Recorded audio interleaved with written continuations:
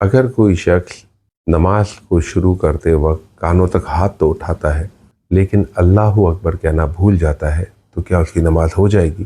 تو اس کا جواب یہ ہے کہ اس کی نماز نہیں ہوگی، کیونکہ یہ جو تکبیر کہلاتی ہے نماز کی ابتدا میں، اسے تکبیر تحریمہ کہا جاتا ہے اور یہ فرائض نماز میں سے ہے۔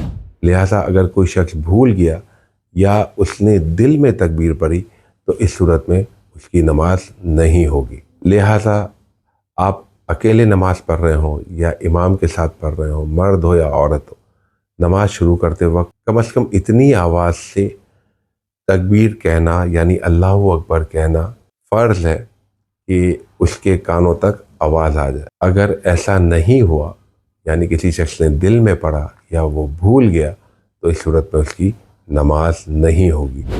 ہاں، درمیانی نماز میں جو تکبیر کہی جاتی ہے وہ کہنا سنت ہے، لہٰذا اگر کوئی شخص بھول جاتا ہے تو نماز ہو جائے گی۔